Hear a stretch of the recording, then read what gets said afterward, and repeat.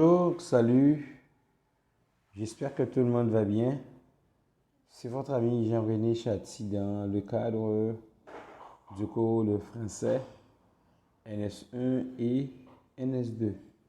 Cette séance concerne encore une fois la dissertation. Et le sujet qu'on a aujourd'hui, c'est un sujet qu'on a déjà démarré avec depuis la semaine dernière. On a déjà décortiqué le sujet et pour mieux le comprendre, on a déjà aussi rédigé une introduction appropriée. Maintenant, nous allons rédiger un plan pour le développement et pourquoi pas démarrer avec la rédaction du développement. C'est un plaisir pour moi de vous rejoindre au collège Vision Academy. Merci et bonne séance à vous tous. Voilà. Et le sujet dit, si on veut connaître un peuple, il faut écouter sa musique selon Platon. Uh-huh. Qu'en pensez-vous? Qu'en pensez-vous? C'est-à-dire que selon Platon, la musique, c'est un outil nous permettant de connaître un peuple. Est-ce que c'est juste? Est-ce qu'on peut réellement connaître un peuple par sa musique? Bon, voilà. Comme étant donné, il y a une possibilité de dire oui, il y a une autre possibilité de dire non. On dit que ce sujet, c'est un sujet à caractère dialectique. Et lorsqu'il s'agit d'un sujet à caractère dialectique, il faut rédiger la thèse et l'antithèse. La thèse et l'antithèse.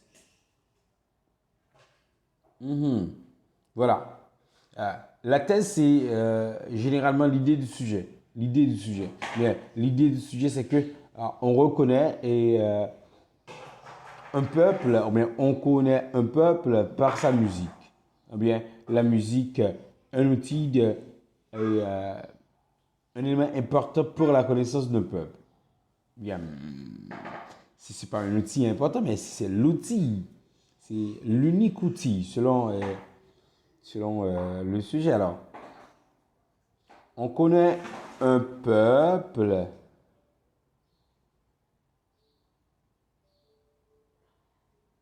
par sa musique. On connaît un peuple par sa musique. Voilà. Maintenant, il nous faut deux arguments qui justifient la thèse. Le premier argument qu'on peut retrouver, c'est quoi, hein? Qu'est-ce qui nous pousse à dire que la musique nous permet de connaître un peuple? Qu'est-ce qui nous pousse à dire ceci? Qu'est-ce qui prouve ceci? Bien, on peut dire, premièrement, la musique, c'est l'aspiration du peuple. C'est l'aspiration du peuple, c'est le sentiment du peuple. On essaie de véhiculer à travers la musique ses aspirations, ses choix, ses goûts, ses préférences. Hein? Mais on essaie de s'exprimer globalement à travers la musique. La musique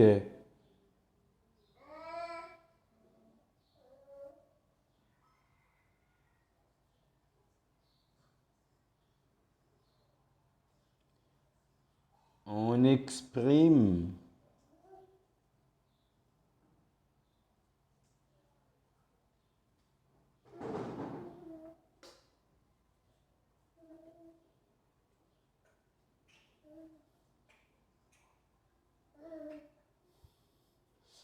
à travers la musique.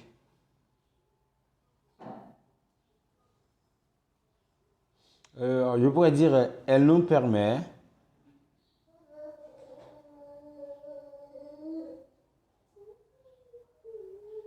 d'exprimer nos aspirations.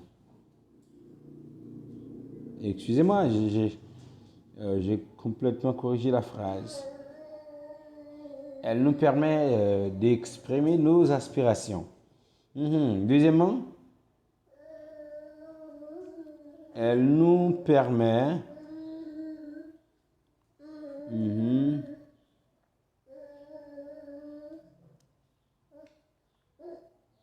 d'exprimer nos vécus. Nos vécus. Ce qu'on a vécu, ce qu'on a connu à travers le temps. Bien, nos vécus et nos sentiments.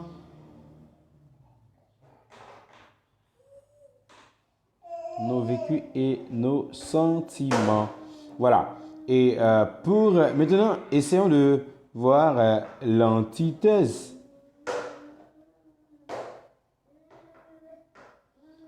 Pour l'antithèse,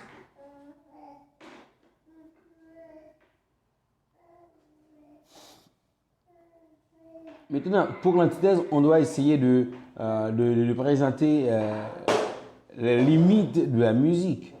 Oui, la musique nous permet de connaître certaines facettes d'un peuple, mais la musique est insuffisante pour connaître un peuple globalement. La musique est insuffisante. Voilà, la musique est insuffisante.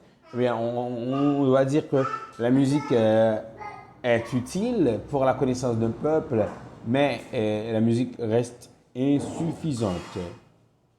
La musique est utile, mais insuffisante pour la connaissance d'un peuple. Pourquoi dit-on que la musique est insuffisante pour la connaissance d'un peuple? Première raison, c'est que elle est un canal utilisé pour l'expression de sentiments personnels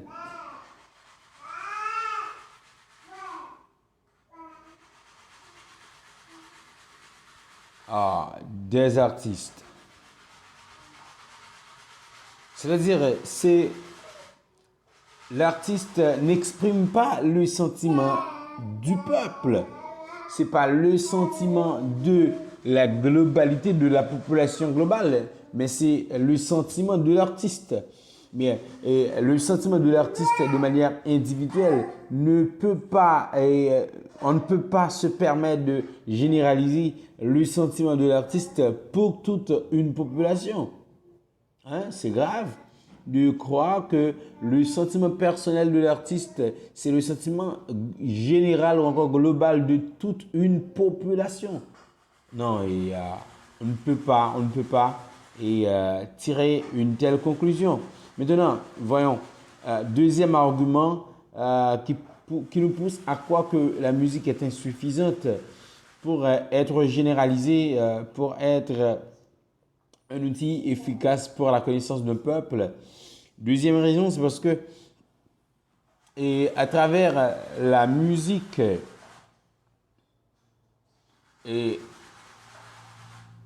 non seulement c'est le sentiment personnel de l'auteur, mais de l'artiste, parfois la musique exprime des choses totalement différentes de la vie quotidienne. C'est-à-dire, certains artistes prennent le vilain plaisir de chanter tout un tas de choses qui n'ont aucun rapport à la réalité sociale de leur pays, de leur milieu. Eh bien, comment peut-on se fier à cette musique afin de connaître un peuple?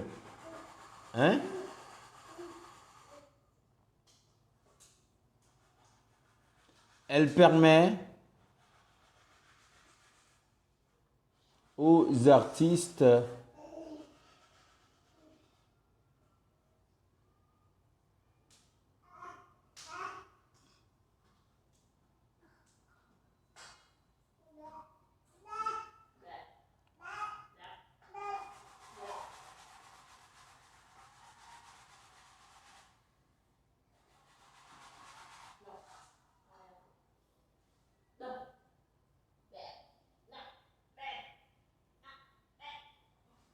aucun rapport à la réalité sociétale. Mais voilà, si la musique n'a aucun rapport avec la réalité sociétale, mais comment peut-on se fier à cette musique-là afin de connaître un peuple donné? C'est une grave erreur de croire que une musique, c'est obligatoirement l'expression de la société. C'est extrêmement grave parce que dans la majeure partie des cas, les artistes expriment des réalités qui sont totalement différentes de la réalité nationale. Voilà un plan approprié à ce sujet. Mais écoutez, mes chers amis, à partir du plan, on peut rédiger une conclusion, mais c'est pas nécessaire. On peut d'abord rédiger le développement.